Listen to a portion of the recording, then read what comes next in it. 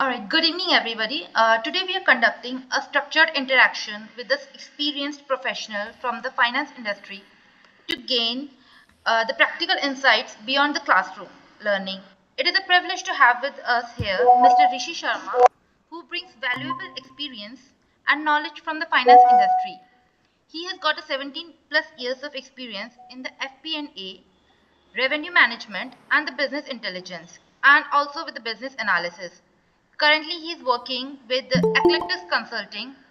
He's working at the Eclectus Consulting as a finance business manager. So, thank you so much, sir, for being here with us today and taking out your valuable time to interact with us.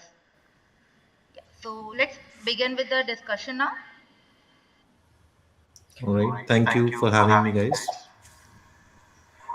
Okay, sir, my first question will be how will you describe the uh, current business environment of our finance industry?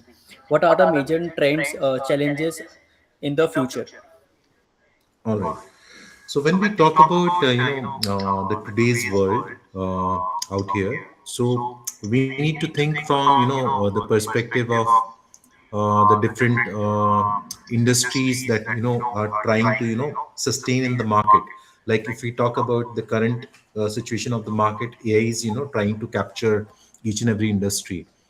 So everybody is after AI, how they can have AI on board to their environment in order to turn around things very magically for their business, because AI is something which has proven their the capability since 2022, and since then there is a buzz in the market, due to which every companies now started to invest in the AI sector.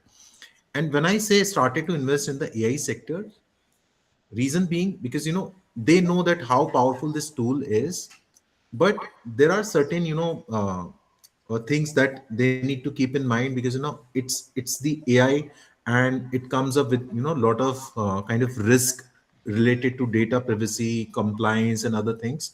So they also want to keep that thing in mind, that before they adopt AI for their business purpose, for different tasks that they want to perform using AI, how secure it is for the company's overall future. So currently they are evaluating the different AI tools, how it can be adopted for different areas of the business that they can onboard these AI tools on. When we talk about the current era of the different industries, so it is a very fast paced environment that we have. And there are a lot of challenges that companies are facing related to the cost, first of all, because of the competition in the market, that they are into some industry, and you have competitors around. So how would you cope up with that situation? How would you optimize your cost? Because you want to grow in the business, so you need to spend on marketing, you need to spend on a lot of other things. You need to do a lot of capital kind of investment, capex, right? So the capex that companies are investing in, they also want to get something in return, the return on investment. So that return on investment rate is not very good for a lot of the companies because of the AI. Because AI is actually changing the market completely, the way people used to think traditionally, how they are running the business. Now AI is throwing like different challenges in the market, because the kind of capability and uh, the power that AI has got, because it can think from more than million minds in one time.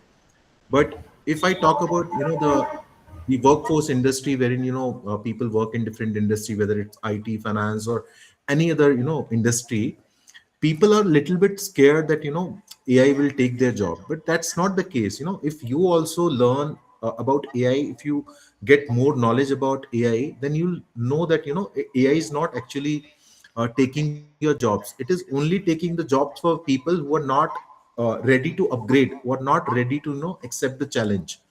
So if you accept the challenge right now, even before you start your career with some company, I would suggest that start learning about AI tools. Just think about the different capabilities that you can bring on table using the AI expertise that you have alongside the other tools that you're learning, whether it's Power BI, SQL, Python, or whatever the different tools that you're learning.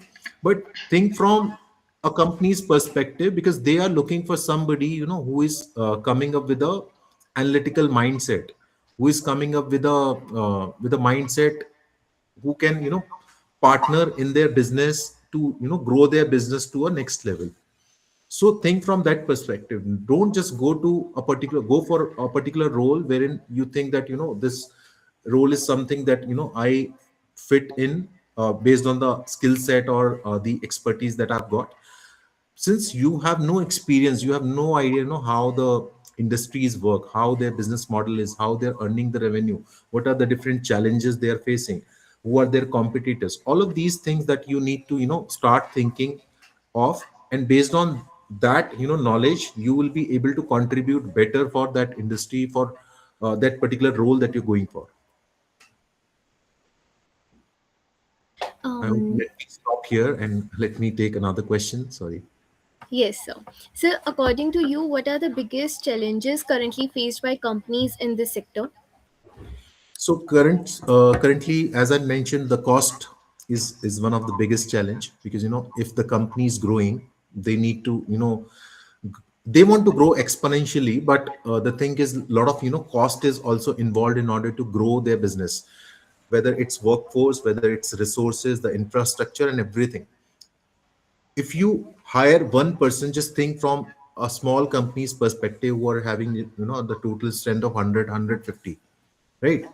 If they hire one person, they have to think from a lot of perspective. It's not just the salary that they need to pay to the new employee that they have hired, but also the infrastructure cost that is involved, and a lot of other costs, the workstation which they need to arrange for the new person, and a lot of infrastructure and logistic kind of expenses that they need to make.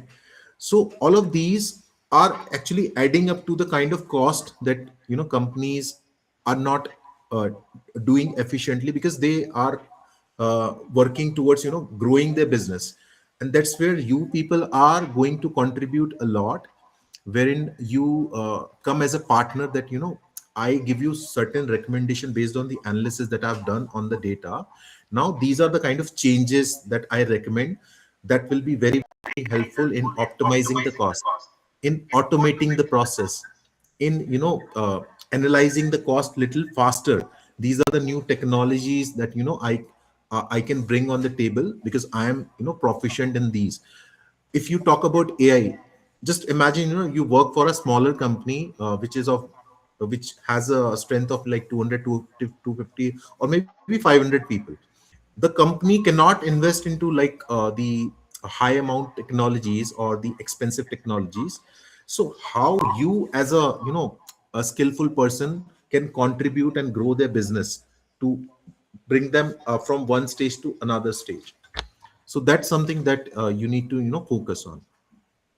It's not always about learning tool. It's always about thinking from a perspective that how I can contribute as a employer, as a worker in the company, because one should have a teamwork kind of a mindset. I need to work as a team, because if you do a job just like just for sake that I just need to spend 8 hours in the company and then I get my salary, and that's all I need to do. It's the bare minimum thing the company is looking for. At least the JD that you've gone through, that what is the role that you're going to perform. But apart from that, more than that, the company is expecting you to contribute in different ways, how you can think out of the box, and contribute towards the overall business growth. Yes, Ayush, you have a question. No, sir, no such questions. वो गलती से हो All right, no issues. I hope everybody's asking me question. Okay, you're outside. All right. Yes, sir. Okay. Any other Uh, question? so Let my next question to you, sir, is, sir, what are the key expectations from the fresh graduates entering into fintech industry? All right, I can answer that, but before that, I need to know what you have in your mind as a fresher, because you have not worked in any of the companies yet. You don't know, how companies work, how a corporate environment is. So let me first take your thoughts, and then share my thoughts on the same question. So according to me, entering into fintech industry, a candidate should have a basic knowledge of some financial tools like Python, Power BI, or SQL. Again, So you're talking apart from tools. Sorry. yes, sir. So apart from those tools, like fintech industry, may how a candidate can be fitted? Have you heard of a term called digital transformation? No. So when you are talking about fintech, fintech is a combination of finance and technology. And this particular industry is based on digital transformation. Digital transformation in using like different technologies, definitely. And AI is the best, tool nowadays that is, contributing a lot into different industries. If I talk about e-commerce, if I talk about healthcare, if I talk about banking industry, just think from, different areas how AI is contributing, and companies have already adopted it. So why I'm focusing more on AI, because AI is the future, that we all know, and we need to accept this fact. These tools are going to be temporary, but AI is going to be there for a long time, because that's how powerful this particular tool is.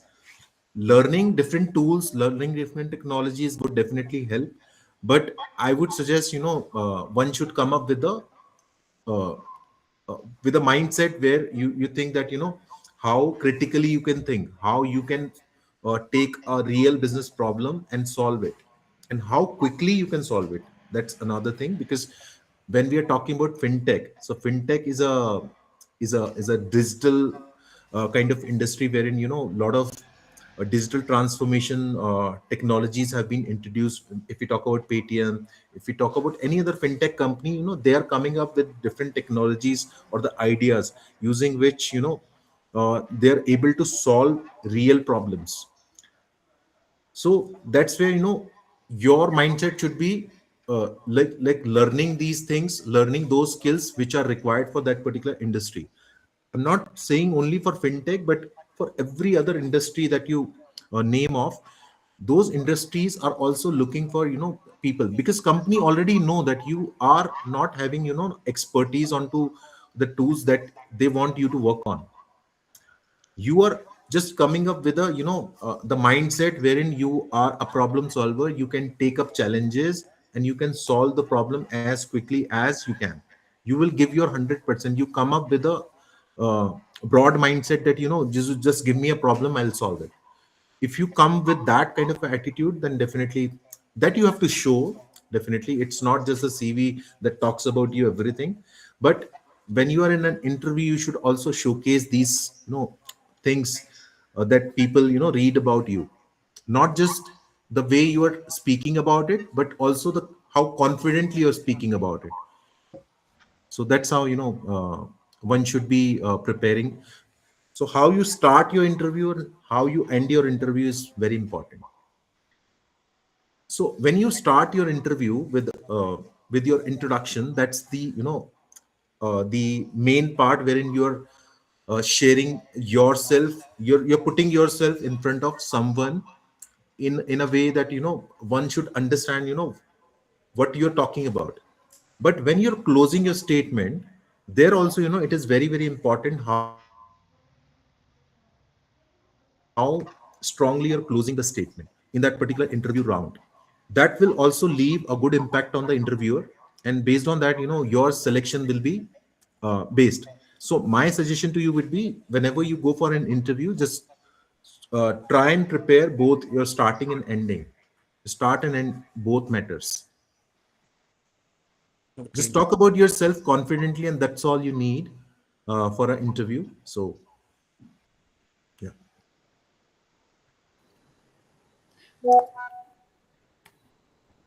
So, sir, which technical skills and soft skills do you believe are the most important for candidates to succeed in this field? Business communication. When I talk about business communication, I'm not talking about talking in English. When I say business communication, one should be good with numbers, how you story tell about the different analysis that you have performed on the data.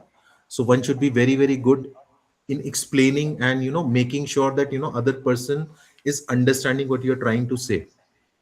It's not just one sided conversation that I just completed my statement. Doesn't matter whether the other person understands it or not. So I need to also ensure that the other person is getting or coming into my shoes and thinking from that perspective. So this is how you should be doing your business communication going forward. And from now onwards, you can start learning how you should be talking about numbers, how you should be talking about your analysis, how you should be talking about the different insights that you are generating based on whatever the practice projects that you're doing. That will see tomorrow how you come up with your project and how you explain that to me. So this is something that people are looking for. They already know that you do not have any expertise into working into corporate environment, working on different tools. Though you say that I have learned Python, I have learned SQL, I have learned Power BI, I have learned Tableau, but they want to actually practically see that you know the tool, you are expert into it, but give me what I want. If you can give that thing in a quicker manner, that's something the company is expecting. If you're spending like 2 hours using Power BI in generating one insight, then it does not make sense. So that's something you should be focusing on. Okay, sir. So, like, if I talk about in your organization or like in any of the finance organization, so if you can tell me what are the like typical recruitment and the selection process that happens for the fresher graduates. I think the typical recruitment process goes with the resume screening. First of all, your profile screening. So, how strongly you put together your profile about talking about you. Not everything you can capture in your resume, right? That's for sure. Make it as crisp as possible. Talk about your achievements, your highlights, and there is a proper structure that you can follow that we can talk about tomorrow in the class. In case you want, I can talk about how you write a resume about you. So though there are different ways how we can optimize a resume, there are AI tools and different other things. But I can share how when I take the interview, when I look at the CV, what are the details that I look at. So these are the things that I can share with you. But for me, the most important thing is how strongly you represent yourself. One thing is your CV. The other thing is when you come for a face to face or maybe an online interview, uh, wherein how you're talking about things about you and how confidently you're putting yourself on the table. And this is something that you need to focus more on, rather talking about that I know Python, I know Power BI, I know this thing, that thing. you know Companies are not bothered how many tools that they are looking for a critical mindset, a mindset who can solve the problem, real business problem. You talk about real business problem, you talk about different industries, you talk about their challenges. That's what people want to know, so that they're already aware that that this person is not only talking about the cosmetic things, he's also thinking practically. Once I've been given this role, how will I contribute to this role? So this is the kind of mindset you should be coming with. Then there are different ways how we can gauge on these points. There is a aptitude test that we can take. We can put certain scenarios, the business scenarios in front of you. We ask you to think critically about that situation and how you can come up with a solution. Yes, Ayush, again you raise your hand.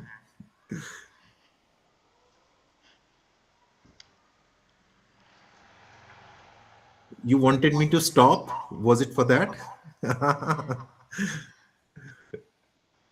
looks No, like no, it no, was. sir. Actually, sir, I'm traveling ना तो हो सकता है वो अपने आप on हो जा रहा है. I'm really No, sorry, I भाई. just thought that, I'm just talking and talking and talking, so you wanted me to stop. No, no, no. Sir, we want you to guide us in a thorough way. No, I can, whatever the limited knowledge that I have, I will definitely share. And, I can also talk about the resume writing tomorrow in case we get some time. Definitely. Quickly, I'll have a look at your CVs in case you want to share with me, or like you want to show me that, this is what you have got. And let me also suggest you from my, kind of experience, how you should be building your CV. Not CV, resume. For you, it's not CV. For you, it's resume. I hope you understand the difference between two. Yes, sir. Sure, sir. We do. Good. All right. Any other question that I can answer? No, sir. Thank you so much. It was a Thank you. great and insightful session. We learned about the importance of digital transformation, effective team collaboration, business communication, and using modern tools for continuous learning. The session also gave us a better understanding of the evolving fintech industry and its real world applications. So, thank you so much, sir. All right. Thank you so much, guys. Have your dinner. See you tomorrow. Right. I'm also rushing for that. Very hungry. All right. See you. See you guys. Bye.